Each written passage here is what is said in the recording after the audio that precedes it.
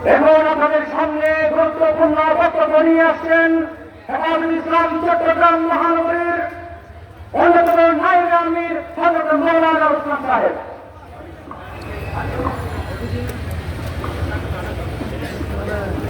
আসসালামু আলাইকুম ওয়া রাহমাতুল্লাহি ওয়া বারাকাতুহু। قل جاء الحق وزهق الباطل إن الباطل كان زهوقا وقال النبي صلى الله عليه وسلم كلكم راع وكلكم مسؤول عن رعيته أو كما قال عليه الصلاة والسلام।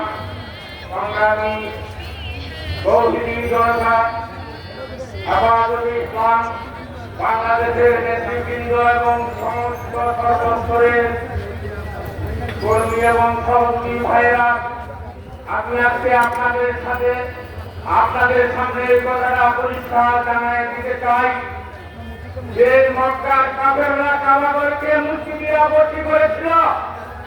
মুহাম্মদুর রাসূলুল্লাহ বিজয়ের দিনে সেই মূর্তি সব মক্কা থেকে ভেঙে চুরে বের করে দিয়েছিলেন।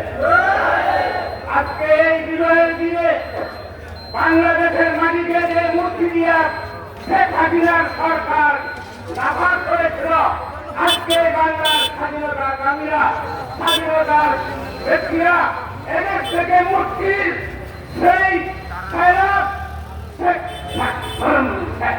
শেখ মুজিবের সেই মূর্তি বাংলাদেশ থেকে ধ্বংস করা হয়েছে এবং এই দেশে আর যেন কোনদিন মূর্তি দিয়ে আসতে না পারে।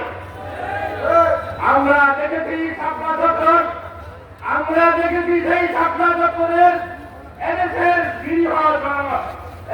তৌহিদি জনতা হেফাজতে ইসলামের মানুষকে কিভাবে পাখির মতো গুলি করে হত্যা করা হয়েছে। সেই শাপলা চত্বরের গুলিদের অচিরেই বিচারের কাছে আনতে হবে এবং সমস্ত যারা সেখানে আহত হয়েছেন তাদেরকেও যথার্থ ক্ষতিপূরণ দিতে হবে। আমি আর কথা লম্ব করে আমি হাদিসের সংক্ষিপ্ত কথা বলতে চাই। রসূল বলেছেন কুল্লুকুম রাঈন কুল্লুকুম মাসউলুন আন রাইয়াতিহি।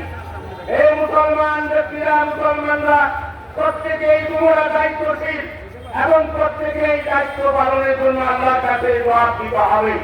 এখন এই বিজয় স্বাধীনতাকে রক্ষা করার জন্য আমাদের প্রত্যেকটি আলেম উলামা ছাত্র জনতা এই বিজয়ের সফলতা রক্ষা করার জন্য আমাদেরকে মাঠে ময়দানে সর্বস্তরে আমাদেরকে দায়িত্ব পালন করতে হবে।